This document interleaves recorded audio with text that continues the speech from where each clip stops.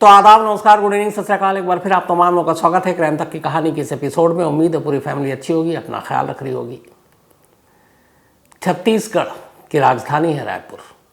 इसी रायपुर में एक परिवार रहा करता था। इस परिवार के मुखिया एक इज्जतदार इंजीनियर थे जो सरकारी नौकरी से रिटायर हो चुके थे।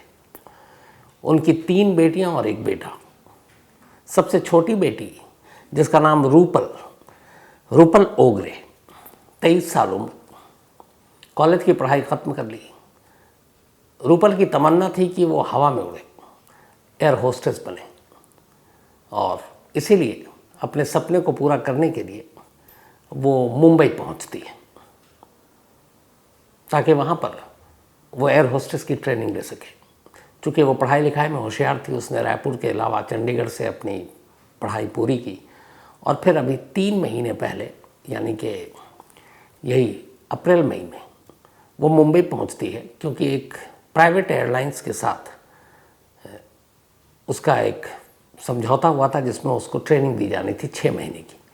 इन 6 महीने की ट्रेनिंग के बाद अब रूपल को आसमान में, प्लेन में उड़ना था, एक एयर होस्टेस बनकर।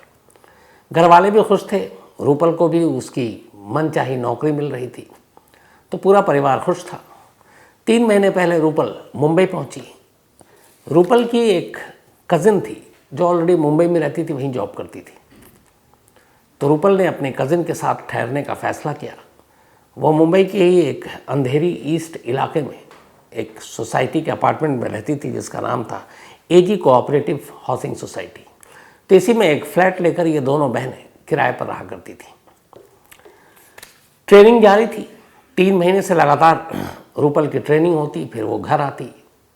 इत्तेफाक से पिछले हफ्ते रूपल की कज़न ऐश्वर्या, उसका नाम है, वो रायपुर लौट आई घर में किसी काम से। अभी राखी वाखी भी थी, फेस्टिवल भी था, और रूपल की ट्रेनिंग जारी थी, इसलिए वो लौट सकती नहीं थी। तो ऐश्वर्या वापस आ गई। अब रूपल मुंबई के अपने फ्लैट में अकेले है और उसकी ट्रेनिंग जारी है। संडे की बात है, 2 दिन पहले। संडे को छुट्टी थी, रूपल अपने अपार्टमेंट में थी।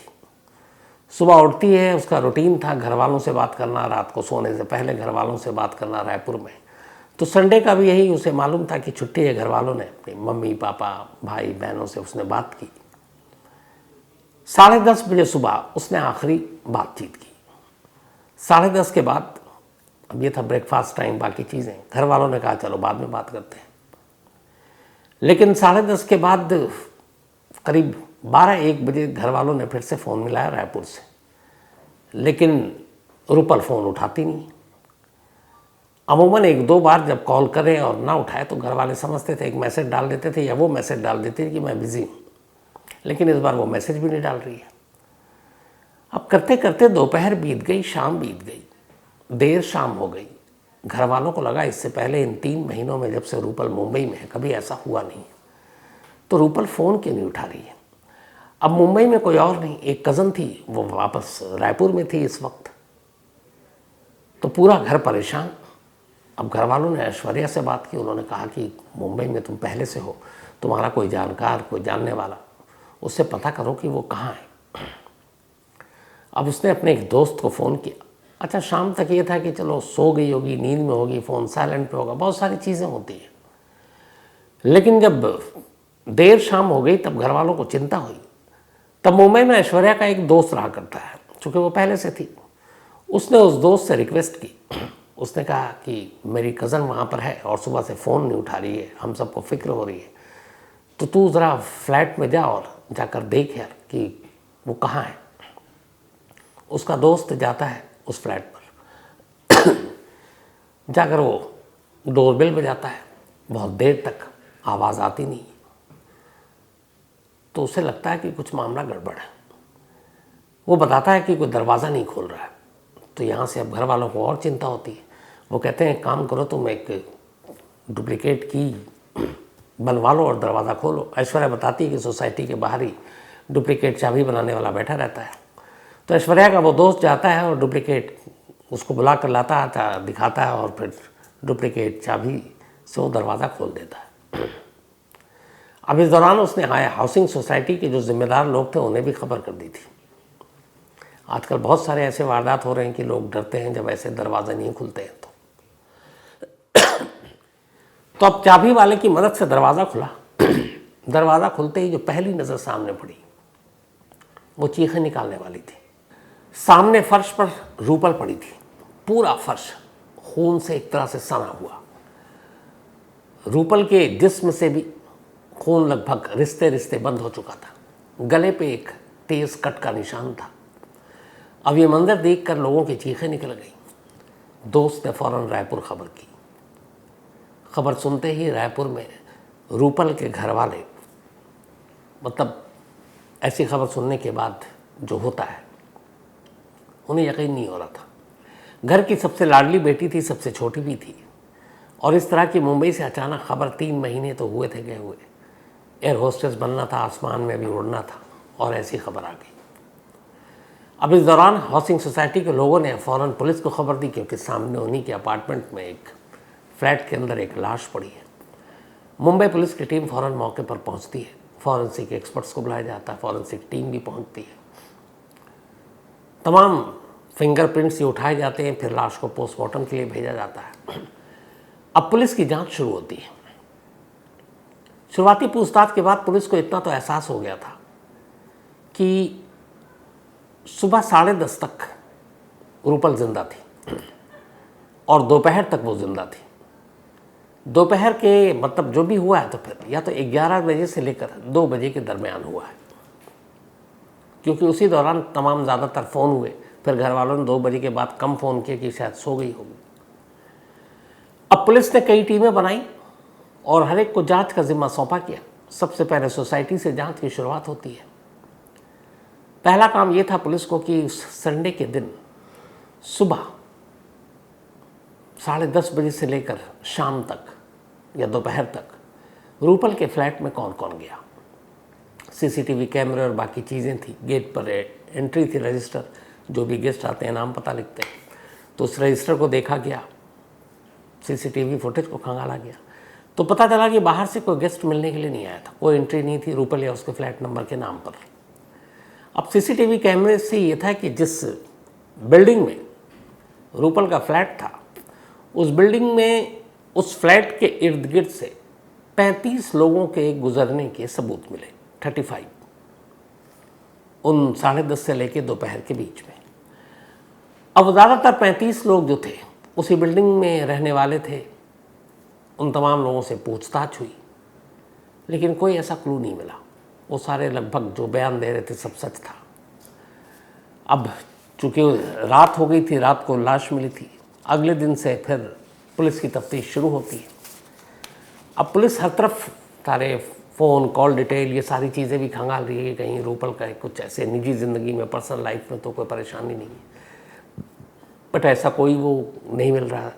सुबह तक परिवार भी पहुंच चुका, फैमिली से बातचीत हुई, फैमिली से भी कोई ऐसी जानकारी नहीं मिली। जिन 35 लोगों के सबूत थे कैमरे में जो कैद थे रूपल के फ्लैट के इर्द गिर्द, उन सब से पूछताछ के बाद भी कुछ नहीं मिला। पुलिस को लगा कि बाहर से तो कोई कातिल आया नहीं, कातिल है अंदर, लेकिन कौन हो सकता है। अब फ्लैट में जो आसपास पड़ोसी जो रहते थे उन लोगों को छोड़कर, जो 35 लोग कैमरे में थे उनको छोड़कर, अब पुलिस ने कहा कि चलो इस फ्लैट में जो सफाई कर्मचारी हैं या फिर बहुत सारे ऐसे होते हैं जो कुछ सामान पहुंचाने का काम करते हैं, उन लोगों को टटोला जाए। तो अब तक 35 के 35 लोग तो बेदाग निकल गए थे। अब पुलिस ने हाउसकीपिंग के स्टाफ और सफाई करने वाले इन लोगों के बारे में पूरी लिस्ट मंगाई। और पहले तो पुलिस को यह था कि अगर इनमें से कोई होगा तो गायब होगा, भागा हुआ होगा। तो मैनेजमेंट में सारी लिस्ट थी, कितने लोग हैं जो यहाँ काम करते हैं। कई फ्लैट में लोग सफाई भी कराते हैं, कई मेड भी आती हैं, और वो सारे के सारे प्रेजेंट थे। मंडे का दिन है, अगला दिन है, कोई भी गैर हाजिर नहीं है। तो पुलिस को लगा अगर कोई गैर हाजिर हो, भागा हो तो बड़ा आसान है कि कातिल वही है, डर से भाग गया। लेकिन यहाँ तो 100% अटेंडेंस है, तो कोई भागा भी नहीं है। अब पुलिस ने उन सारे सफाई कर्मचारी और दूसरे जो मेड, उन लोगों से पूछताछ करनी शुरू की। पूछताछ करते करते अचानक एक हाउसकीपिंग वाला जो फ्लैट में सफाई करता है, उस पर पुलिस को नज़र पड़ी, क्योंकि पुलिस एक एक करके सबसे बातचीत कर रही थी। तो जब उससे पूछताछ कर रही थी, पुलिस ने देखा कि उसके गर्दन पर कुछ ताज़े निशान हैं और उसका हाथ भी थोड़ा सा जख्मी टाइप लग रहा है। अब पुलिस ने उससे पूछा तो उसने कहा कि नहीं, ये कुछ चोट लग गई थी। 35 साल की उसकी उम्र थी और विक्रम अटवाल उसका नाम था। अब पुलिस ने पता किया कि भाई ये कौन है। पहले तो शक गया, तो उसने कहा मैं यहीं हूँ, सफाई करता हूँ। पता चला उसकी वाइफ भी इसी सोसाइटी में मेड का काम करती है। अब पुलिस ने विक्रम अटवाल के बारे में संडे को क्या रूटीन था ये चेक करना शुरू किया। अब दोबारा सीसीटीवी कैमरे को फिर से खंगालने का फैसला हुआ। अब तक कुछ और एंगल से देख रही थी। कई बार पुलिस को सामने जो दिखता है वो समझ में नहीं आता है। पुलिस ने कहा दोबारा सीसीटीवी कैमरे को देखा जाए। अब उन्होंने दोबारा देखना शुरू किया तो बहुत सारे लोग आ रहे हैं, जा रहे हैं। तभी उनको दिखाई दिया कि सुबह 10:30 बजे विक्रम अटवाल सफाई कर्मचारी इस सोसाइटी में और उसी वर्दी में जो अमूमन वो सफाई करते वक्त पहनता है, वो उस बिल्डिंग की तरफ एंट्री मारता है जिस बिल्डिंग में फ्लैट था जहाँ पे रूपल रहा करती थी। अब पुलिस ने देखा कि वो करीब 10:30 बजे अंदर गया, लेकिन चौंकने वाली बात ये थी कि उसकी एग्जिट जो है, जब वो बाहर निकल रहा है, वो करीब निकल रहा है 1:30 बजे। अब सवाल ये है कि इन 2-2.5 घंटों में वो कर क्या रहा था। मैनेजमेंट के लोगों से पूछताछ हुई तो उन्होंने कहा नहीं, आमतौर पर एक घर में किसी में सफाई में 15 मिनट, 20 मिनट, मैक्सिमम कुछ और एक्स्ट्रा लोग कराते हैं आधा घंटा। लेकिन यहाँ बात सिर्फ 2-2.5 घंटे की नहीं थी। पुलिस ने जब ध्यान से देखा, एक और चीज़ ने चौंकाया। वो ये कि जब वो बिल्डिंग के अंदर दाखिल हुआ तब उसने सफाई कर्मचारी की वर्दी पहन रखी थी जो सोसाइटी ने मस्त कर रखा था। लेकिन जब वो वापस निकल रहा है 1:30 बजे, तब उसके कपड़े बदले हुए हैं। वो नॉर्मल कपड़े में है, शर्ट और पैंट में। सफाई कर्मचारी वाली वर्दी उसने उतार रखी है। अब सोसाइटी के लोगों से पूछा गया क्या ऐसे ही होता है कि एक बार सफाई करने के बाद बिल्डिंग में ही कपड़े बदल लिए जाते हैं? तो बताया गया नहीं, ऐसा नहीं होता। वो अपना काम करके जाता है, फिर जहाँ वो रहता है अपने घर पर जाकर कपड़े बदलता है। तो यहाँ फिर उसने कपड़े कैसे बदल लिए? अब ये 2 चीज़ें पुलिस को खटकने लगी।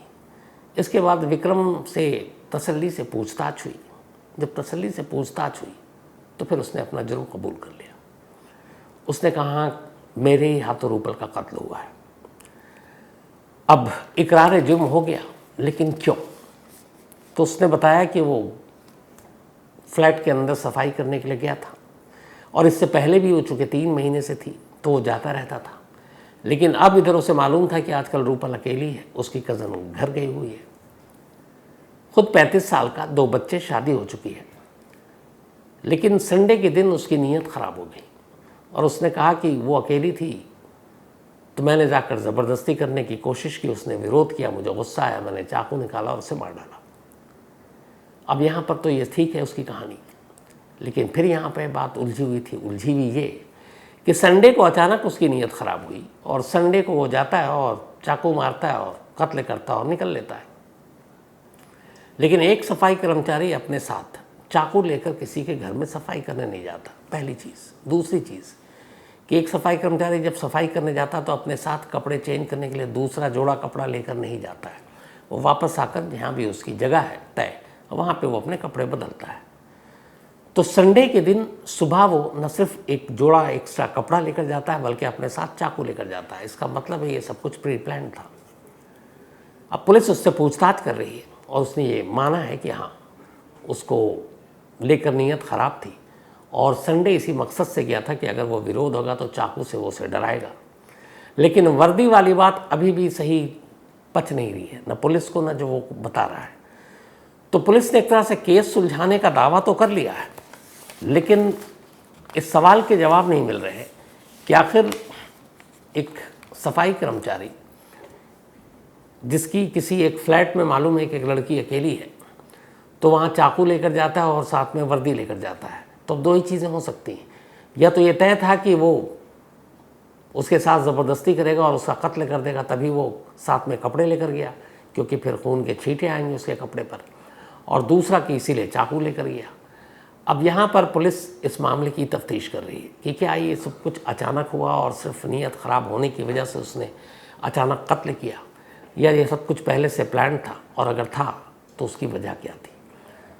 तो कत्ल मुंबई पुलिस के हिसाब से उन्होंने सुलझा तो लिया है, लेकिन 100% ये मामला अभी नहीं सुलझा है। इसी केस से आपको याद होगा कि मुंबई में ही ऐसा ही एक केस था जिसमें एक 2000 मेरे ख्याल से 19 की बात है ये, एक लॉयर थी मुंबई में ही, और वो एक फ्लैट में अकेले रहा करती थी। उनका नाम था पल्लवी पुरकायस्थ। 2019 में ऐसी एक फ्लैट में चाकू से जान ले ली गई थी, और तब भी उसी सोसाइटी का एक एम्प्लॉय उसमें शामिल था। उसमें यह था कि उसका एक गार्ड था जिसकी नीयत ख़राब हो गई थी पल्लवी पर, और एक रोज़ उसे मालूम था पल्लवी जब घर से जाती है तो चाबी कहाँ रख कर जाती है, वहीं डोर के आसपास। तो उसने चाबी उठाई, घर के अंदर गया, और उसके जो बिजली का पावर का जो वो था वो उसने जानबूझ के थोड़ा गड़बड़ कर दिया, क्योंकि उसे मालूम था कि जब बिजली नहीं आएगी कमरे में तो पल्लवी उसे ही बुलाएगी, और फिर वो जाएगा और उसकी एंट्री हो जाएगी, और फिर जाकर वो अपनी मनमानी करेगा। तो ऐसे ही उसने किया। 9 अगस्त 2019 की ही बात है ये। पल्लवी ने विरोध किया और फिर उसने उसको चाकू से मारा, और फिर पल्लवी को एक तरह से उसने कत्ल कर दिया। बाद में वो पकड़ा गया। इसके बाद अदालत में ये मुकदमा चला, और अब उसे उम्र कैद की सज़ा सुनाई अदालत ने। वो जो गार्ड था उस वक्त, उसका नाम था सज्जाद, तो उम्र कैद की सज़ा काट रही है। एक बार पेरोल पे वो बाहर भी निकला, लेकिन फिर भाग गया था। वापस पुलिस ने उसको पकड़ा है, और फिर अब तब से वो अब जेल में है।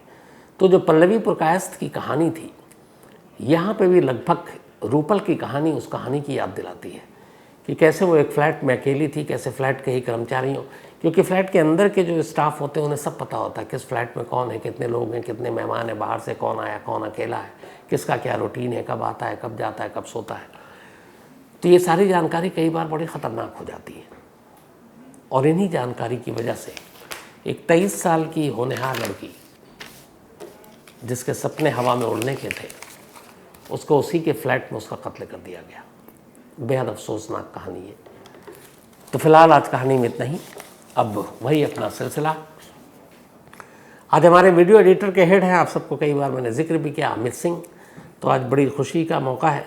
अमित सिंह के फादर, उनके पिताजी RN सिंह जी, आज इनका जन्मदिन है, और ये बड़े अच्छे इंसान हैं। मैं कई बार मिला हूँ, बहुत ही भोले, बहुत ही प्यारे, और ये भी इंजीनियर रहे, और कानपुर में ये रिटायर हुए इंजीनियर से, बहुत ही सीनियर पोस्ट पर, और बड़े अच्छे इंसान। तो अंकल आपको हैप्पी बर्थडे। तो पूरी क्राइम तक फैमिली मेंबर की तरफ से भी RN सिंह जी को बहुत बहुत जन्मदिन की बधाई, और आप हमेशा अच्छे रहें, सेहतमंद रहें, यही दुआ है। बाकी हम अमित सिंह से यहीं पार्टी ले लेंगे। इसके अलावा मोहिंदर शर्मा जी, इनका भी आज जन्मदिन है, तो हैप्पी बर्थडे मोहिंदर जी। और ये दिव्यांश शर्मा ने भेजा शिमला से, उनके फादर हैं महेंद्र जी। इसके अलावा दिव्यम नितिन व्यास, इनका भी आज जन्मदिन है, तो हैप्पी बर्थडे दिव्यम। और ये नितिन और प्रियंका जी ने भेजा है। आशीष बिश्नोई, इनका भी आज बर्थडे है, तो हैप्पी बर्थडे आशीष। और ये शर्मिला बिश्नोई जी और साथ ही श्रीनिवास जी ने भेजा है। फूल बांती देवी और कन्हैया यादव, इन दोनों का जन्मदिन आज ही है। तो फूल बांती जी और कन्हैया जी, आप दोनों को बहुत बहुत बधाई। और ये अपने पिंटू राज यादव हैं, उनके मम्मी पापा हैं। यश बाबू, इनका भी जन्मदिन है, तो हैप्पी बर्थडे यश। और ये मनीष कुमार ने भेजा है। दीपक यादव जगजीवन, कल इनका बर्थडे था, मिस हो गया, तो बिलेटेड हैप्पी बर्थडे दीपक। साथ ही एक तो मैं भूल गया था, आज पूरी क्राइम तक फैमिली मेम्बर को, आप लोगों से भी बहुत कुछ सीखने को मिलता है, तो हैप्पी टीचर्स डे। और बहुत सारे मेल आए, उनका भी शुक्रिया। और कहते हैं गुरु से बड़ा कोई नहीं होता, माँ बाप से बड़ा दर्जा जो होता है वो गुरु का होता है। तो पूरी क्राइम तक फैमिली मेम्बर को, आपके भी हर एक की ज़िंदगी में कोई ना कोई गुरु होता है, तो उन तमाम गुरुओं के साथ साथ पूरी क्राइम तक फैमिली मेम्बर को भी हैप्पी टीचर्स डे। सुब्रता दास और एक दो लोगों ने कल गलती से, मैं त्रिपुरा को उड़ीसा में बता गया था, मेरी वो गलती हो गई थी, वरना पता है कि दोनों अलग अलग स्टेट्स हैं। तो और ये सिपाही झाला डिस्ट्रिक्ट, तो मैंने सिपाही झाला बोल दिया था। तो सुब्रता दास साहब ने इसको सुधारा, thank you so much. Shanu Yadav, आपको भी happy teachers day and thank you. Jaishankar, इन्होंने भी विश किया टीचर्स डे का, हमेशा अच्छे रहिए आप। एंड एक कहानी की फरमाइश की है। उदय सिंह उड़ीसा से हैं, थैंक यू सो मच उदय साहब आपकी जानकारी के लिए। अनीश राजवानी, इन्होंने कहा, बल्कि अंशु राजवानी, अंशु पंजवानी, अब तीसरी बार में मैंने सही बोला, तो अंशु पंजवानी जी ने कहानी की फरमाइश की है।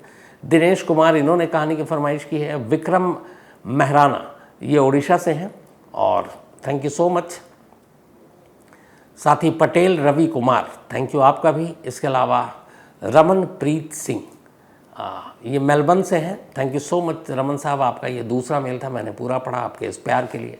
और इनके एक भाई हैं जो चलाते हैं sun time with Navi Kamboj, YouTube channel है, तो सुनिए आप लोग भी शायरी और गाने, शायद सन टाइम विथ नवी कंबोज।